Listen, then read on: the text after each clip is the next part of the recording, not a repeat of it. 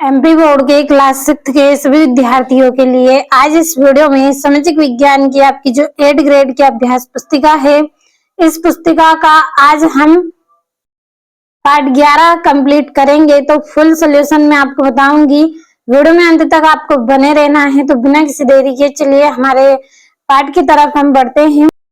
तो ये आपका अध्याय 11 है जिसका नाम है आधारभूत लोकतंत्र भाग 2, ग्रामीण क्षेत्रों में स्थानीय सरकार। तो भाग 1 हमने पिछले वीडियो में कंप्लीट किया है, आज हम भाग 2 पढ़ेंगे इसका।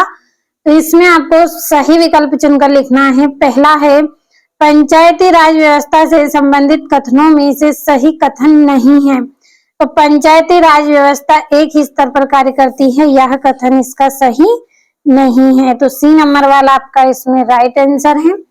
दूसरा है पंचायती राज व्यवस्था से संबंधित सही कथन है। तो कौन सा कथन सही रहेगा आपका? पंचायती राज व्यवस्था त्रिस्तरीय प्रणाली कहलाती है। तो बी नंबर वाला सही। अगला आपका प्रश्न है पंचायती राज व्यवस्था से संबंधित नीचे लिखे तीनों कथनों पर विचार करें और उनमें से सही विकल्प का चयन करें। तो ये विचार है आपके पंचायती राज स्वशासन का एक रूप। दूसरा प्रत्येक ग्राम पंचायत का एक प्रमुख होता है जिसे सरपंच या प्रधान कहा जाता है। तीसरा पंचायती राज व्यवस्था के 3 स्तर ग्राम, खंड और जिला स्तर होते हैं। तो इसका आपका जो ए नंबर वाला है और तीसरा नंबर वाला है ये कथन सही है। तो हम ए नंबर वाले पे यहाँ पे राइट निशान करेंगे। अब अगला आपका जो प्रश्न है उसमें आपको स्थानीय शासन व्यवस्था का मुख्य उद्देश्य नहीं है। तो शासन की केंद्रीकरण के लिए, तो सी नंबर वाला आपका सही है। पांचवा है ग्राम सभा होती है। तो ग्राम सभा मतदाता के रूप में नामांकित ग्राम के वयस्कों का समूह होती है। तो बी नंबर वाला सही। छठा है ग्रामीण पंचायती राज संस्थाओं में जिला स्तर पर संस्था होती है। तो ये संस्था जिला परिषद होती है। अगला आपका है स्थानीय शासन में महिलाओं की सक्रिय भागीदारी के लिए संस्थानों में स्थान आरक्षित किए गए हैं। तो ये 1/3। अगला आपका रहेगा इसमें पितृसत्तात्मक मान्यताओं को ठुकराकर वंदना बहादुर ने किस पद पर रहकर महिलाओं को प्रेरित किया है? तो सरपंच पद पर रहकर। अगला आपका है शाला स्तर पर गठित बाल कैबिनेट का कार्य है। तो विद्यालय प्रबंधन का कार्य है। अब अगले प्रश्न की ओर बढ़ते हैं। 10वां आपका प्रश्न है पंचायत राज व्यवस्था में शीर्ष संस्था है। तो इसका आंसर रहेगा आपका जिला पंचायत। अब अगला प्रश्न दिए गए शब्दों में से चुनकर रिक्त स्थान भरिए। तो ए नंबर वाला है ग्राम पंचायत के प्रमुख को डेडेस कहा जाता है, तो उसको सरपंच कहा जाता है। बी नंबर वाला है सरपंच का चयन डेडेस द्वारा किया जाता है, तो ग्राम सभा के द्वारा किया जाता है। सी वाला है आपका पटवारी ग्राम के भू अभिलेख का रखरखाव करता है। और डी वाला है ग्राम पंचायत की प्रशासनिक कार्यों के लिए डेडेस होता है, तो पंचायत सचिव होता है। और वर्षा जल संचयन जल संरक्षण के लिए हिवरे बाजार की सरपंच पोप टराव को 2020 में पद्मश्री पुरस्कार से सम्मानित किया गया। किससे? पद्मश्री पुरस्कार से। अगला आपका रहेगा बेयरफुट कॉलेज डेडेस द्वारा आरंभ किया गया, तो बंकर रॉय के द्वारा किया गया। और अगला है ग्रामीण पंचायती राज व्यवस्था में ग्राम पंचायत और जिला परिषद के बीच की कड़ी होती है, तो जनपद पंचायत होती है। अगला है पंचायत राज व्यवस्था डेडेस स्तरीय है, तो ये त्रिस्तरीय है। अगला है पंचायत समिति का गठन राज्य दर राज्य डेडेस होता है, तो भिन्न होता है। और अगला आपका रहेगा 2300 वर्ष पहले अर्थशास्त्र ग्रंथ की रचना डेडेस ने की थी, तो कौटिल्य ने की थी। अब यहाँ से अति लघुत्तरीय प्रश्न हम पढ़ेंगे। पहला, पश्चिम सिक्किम में किस ग्राम पंचायत को बाल हितैषी पंचायत का पुरस्कार प्राप्त हुआ? तो संखु राधु खांडू ग्राम पंचायत को। अगला आपका है हमारे देश में लगभग कितने गांव हैं? तो हमारे देश में लगभग 6 लाख गांव हैं। अब अगला आपका जो प्रश्न है, भारत की कुल जनसंख्या का कितने प्रतिशत भाग ग्रामीण क्षेत्र में निवास करता है? तो भारत की कुल जनसंख्या का लगभग 2 से तिहाई भाग ग्रामीण क्षेत्रों में रहता है। अगला है, ग्रामीण क्षेत्र में लोगों के सबसे निकट सरकार का कौन सा स्तर होता है? तो ग्राम पंचायत लोगों के सबसे निकट सरकार का स्तर है। पांचवा आपका है, कौटिल्य चाणक्य द्वारा रचित अर्थशास्त्र पुस्तक में कौन कौन से विषय हैं? तो इसमें शासन, प्रशासन, अर्थव्यवस्था, कर, सेना और युद्ध नीति जैसे विषय शामिल हैं। अगला आपका है, 2017 में महाराष्ट्र के सोलापुर जिले के तरंगफल गांव के दयानेश्वर कांबले सरपंच चुने गए। उनका आदर्श वाक्य क्या था? तो उनका आदर्श वाक्य था लोक सेवा ग्राम सेवा। आपका सातवां है, किसी एक राज्य का नाम बताए जहां बाल पंचायत ने बाल श्रम और बाल विवाह को समाप्त करने के लिए कार्य किया। तो राजस्थान में बाल पंचायतों ने बाल श्रम और बाल विवाह के विरुद्ध कार्य किया था। तो अब चलिए अगले प्रश्न को समझते हैं। आठवां प्रश्न है, पटवारी का कोई एक कार्य लिखिए। तो पटवारी गांव की भूमि के अभिलेखों का रख रखाव करता है। जो गांव में भूमियां होती है उनका लेखा जोखा इसके पास होता है। नवा है, गांव में सड़कों का रखरखाव कौन करता है? तो गांव में सड़कों का रखरखाव ग्रामीण पंचायत करती है। कौन करती है? ग्रामीण पंचायत।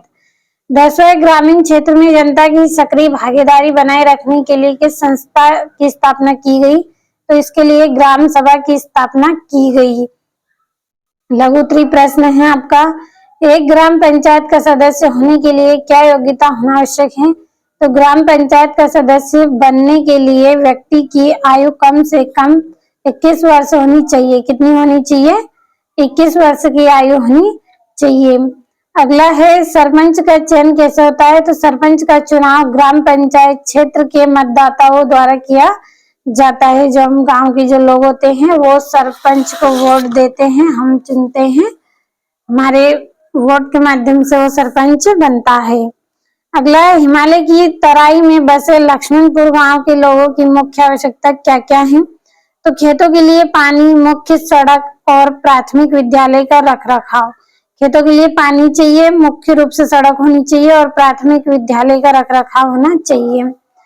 अगला है, ग्रामीण पंचायत विकास योजनाएं कहाँ प्रस्तुत करती हैं? तो पंचायत समिति इन्हें जिला या राज्य स्तर पर प्रस्तुत करती है। कहाँ पे? या तो जिला में या फिर राज्य स्तर पर प्रस्तुत करेंगी। अगला आपका प्रश्न है, प्रत्येक स्थानीय समस्याओं के निवारण के लिए राष्ट्र की राजधानी क्यों नहीं जाया जा सकता? क्योंकि स्थानीय समस्याओं का जो समाचार है वो स्थानीय स्तर पर है, आसानी से किया जा सकता है इसलिए। अगला आपका है, ग्रामीण क्षेत्र में जनता की सक्रिय भागीदारी बढ़ाने के लिए किस संस्था की स्थापना की गई है? तो पंचायती राज संस्थाओं की स्थापना की गई है। अगला प्रश्न, ग्रामीण परिषद किसे कहते हैं? तो गांव की स्थानीय शासन व्यवस्था को ग्रामीण परिषद कहते हैं। 8वां प्रश्न, अर्थशास्त्र नामक पुस्तक में तत्कालिक भारत के प्रशासनिक ढांचे को किस प्रकार वर्णित किया है? तो इसमें ग्राम पंचायत और स्थानीय प्रशासन की व्यवस्था का वर्णन किया गया है। इसमें क्या है? ग्राम पंचायत और स्थानीय प्रशासन की व्यवस्था का वर्णन किया गया है। अगला आपका है, प्रधानमंत्री ग्राम सड़क योजना का उद्देश्य क्या है? तो गांवों की पक्की सड़कें से जोड़ना इसका उद्देश्य है। गांव-गांव पक्की सड़क होनी चाहिए, इसका यह उद्देश्य है। अगला, स्थानीय शासन में महिलाओं के लिए आरक्षण का क्या प्रावधान है? तो स्थानीय शासन की कम से कम 1/3 सीटें महिलाओं के लिए आरक्षित हैं। कितनी? 1/3 सीटें महिलाओं के लिए आरक्षित हैं। अगला है, दीर्घोत्तरीय प्रश्न आपका, किसी गांव की मुख्य सड़क खराब हो गई है, इस समस्या का निदान करने के लिए ग्रामवासी क्या प्रक्रियाएं अपनाएंगे? तो ग्रामवासी ग्राम सभा में समस्या रखेंगे और ग्राम पंचायत से सड़क की मरम्मत का प्रस्ताव पारित करेंगे। सभी ग्रामवासी मिलकर क्या करेंगे, जो समस्या है उस पर बात विचार करेंगे और ग्राम पंचायत से सड़क की मरम्मत करवाने का प्रस्ताव पारित करवाएंगे। अब अगला आपका जो प्रश्न है, त्रिस्तरीय पंचायत राज व्यवस्था को समझाइए। तो इसमें ग्राम स्तर पर ग्राम पंचायत, खंड स्तर और पंचायत समिति और जिला स्तर पर जिला परिषद होती है। तो आप पढ़ लीजिएगा, वीडियो ज्यादा लॉन्ग ना हो इसलिए मैं आपको ज्यादा एक्सप्लेन नहीं कर रही हूँ, केवल आपको आंसर बता रही हूँ, तो कंप्लीट अच्छे से कर लेना है। और ग्राम पंचायत की क्या कार्य हैं, तो ग्राम पंचायत गांव की सड़क, पानी, सफाई, नाली और अन्य विकास कार्यों की व्यवस्था करती है। जो गांव में सड़क टूटी फूटी है उसकी मरम्मत करवाना, पानी की जो समस्या है उसका निपटान करना, सफाई करवाना, नालियां बनाना, इस तरह के कार्य की ये व्यवस्था करती है। अगला, पंचायत स्तर और केंद्र स्तर की शासन प्रणाली में क्या क्या समानताएं हैं। तो केंद्र सरकार पूरे देश के लिए कार्य करती है, जबकि पंचायत स्थानीय गांवों की समस्याओं और विकास के लिए कार्य करती हैं। अब अगला आपका जो प्रश्न है, पांचवा प्रश्न है आपका, अपने आसपास के क्षेत्र को स्वच्छ बनाए रखने में आप क्या क्या योगदान दे सकते हैं। तो मैं कचरा इधर उधर नहीं फैलाऊंगा और स्वच्छता बनाए रखने में सहयोग करूंगा।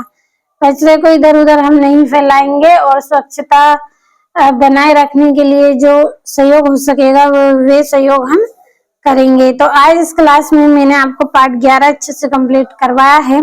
आपके पास इस तरह की जो पुस्तक होगी उसमें आपको भर लेना है और कंप्लीट कर लेना है। एग्जाम में इसके क्वेश्चन पूछे जाते हैं तो अच्छे से आपको कंप्लीट कर लेना है सभी को।